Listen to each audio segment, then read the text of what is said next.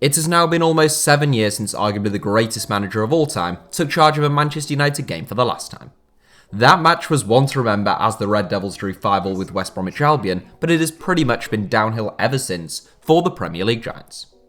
I've previously done videos on Alex Ferguson's last 7 signings, his last 7 substitutes, even his last 7 debutants, so feel free to give those a watch after this video if you haven't already, and obviously make sure you are subscribed to HITC Sevens, which has been described as the best way to pass time while social distancing by a number of reputable sources. As such, you are equally welcome to unsubscribe once everything is back to normal. During his 39 years in management, Alex Ferguson gained a reputation, among many other things, of being a manager who got the best out of his players. He had some world-class players over the years, from Eric Cantona to Cristiano Ronaldo, but he also had some distinctly less talented ones, and it was those players who tended to play out of their skin and routinely win trophies under Sir Alex. In this video, I'm taking a look at 7 players who were at Manchester United when Alex Ferguson retired, whose careers may have panned out differently had the wily old Scot not decided to call it a day. Here are 7 players whose careers were damaged by Alex Ferguson's retirement. Alexander Buttner. Signed in Sir Alex Ferguson's last summer in charge of Manchester United, Alexander Buttner arrived at Old Trafford from Vitesse as a fresh-faced 23-year-old. He started in that famous 5-5 draw with West Brom and indeed scored in that game, and that rather summed up the left-back. Buttner routinely looked like a threat and a live wire going forward, but somewhat sceptical when running towards his own goal. Ferguson had plenty of fullbacks who took time to settle down over the years though, and he obviously saw something in the Dutchman. Patrice Evra was naturally United's first choice left-back throughout the 2012-13 season, but in his debut campaign, Buttner made 13 appearances and scored 2 goals. His arrival was intended to lessen the burden on Patrice Evra of playing every week, and Ferguson, who described Buttner as a terrific addition, wanted to phase Buttner in alongside the United legend. Following his retirement though, Buttner didn't seem to be able to win over Alex Ferguson's successor. When David Moyes was replaced by Louis van Gaal, Buttner was sold to Dynamo Moscow, leaving Manchester United just 12 months after Ferguson retired. Buttner returned to Vitesse in 2017 and he joined MLS side New England Revolution in November 2019. Yet to be capped by the Netherlands, Buttner's career probably hasn't panned out as he hoped it would back in 2013, and he may well have developed a lot better at Manchester United under the manager who signed him. Jonny Evans. I should point out that this 7 is largely in reference to ruining or damaging a player's Manchester United career, and one of the reasons why Jonny Evans isn't higher up in this 7 is because he has ended up doing very well for himself since his Manchester United departure. The Belfast-born centre-back came through the youth ranks at Manchester United, and he started to become involved in the first team at the age of 18. Dislodging a centre-back partnership of Rio Ferdinand and Nemanja Vidic was never likely to be easy, but Evans played an awful lot of football even whilst those two were at their best. I suspect a lot of people would be surprised to know that Evans played 198 games for Manchester United, which is more than Ander Herrera and Eric Cantona.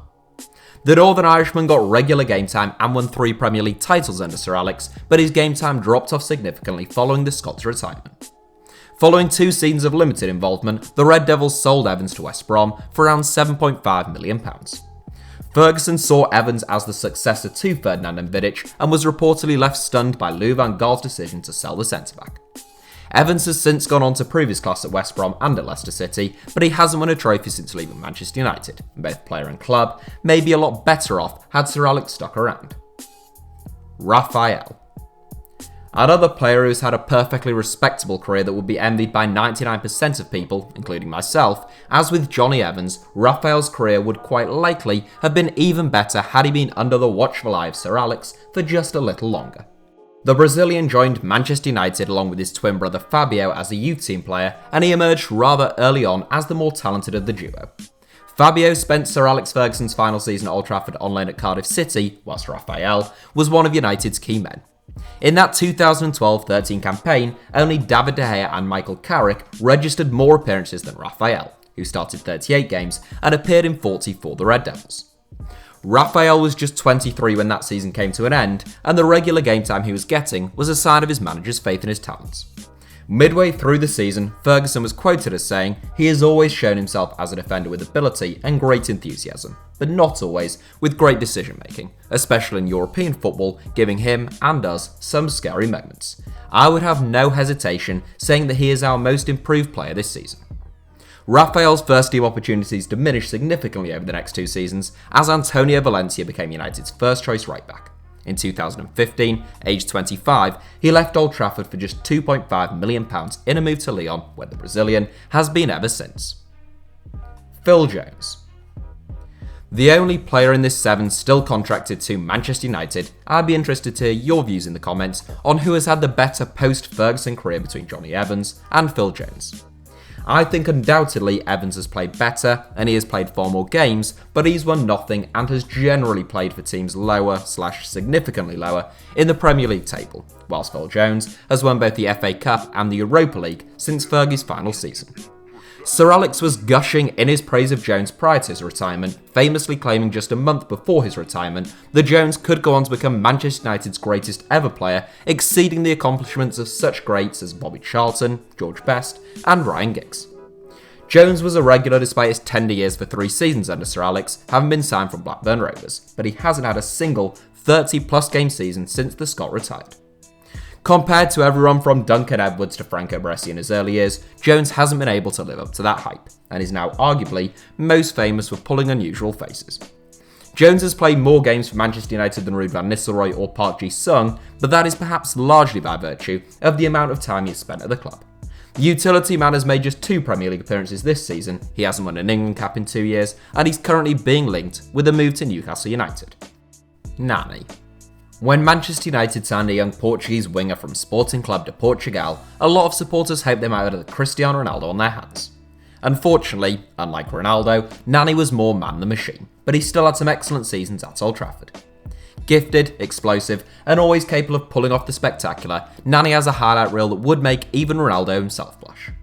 He was a key man for Manchester United for a number of years under Sir Alex, once winning the United Players Player of the Year award, and once making the PFA Team of the Year. Post-Ferguson, Nani barely got a look in. He almost joined Juventus the summer Ferguson retired, but after staying, he made just 13 appearances in all competitions. He spent the 2014-15 season on loan back at Sporting, and in 2015, he departed in a move to Fenerbahce. Stints at Valencia, Lazio, and a third at Sporting have since followed, and the Euro 2016 winner now plays for Orlando City in the MLS. Nani is only actually 33 years of age, and given how well he was performing between the ages of 21 and 23 under Sir Alex, I don't think it's unreasonable to think his career may have panned out even better if it had a little longer under the Premier League great. Javier Hernandez. Alex Ferguson and Javier Hernandez had an excellent relationship during the Mexicans' time at Old Trafford and even beyond. Years after Ferguson retired and Hernandez had left the club, the enthusiastic poacher claimed Sir Alex would still text or call him before big games to offer him some support. Manchester United had plenty of attacking options during Hernandez's 3 seasons playing under Ferguson, and the front man was often most potent when introduced from the bench.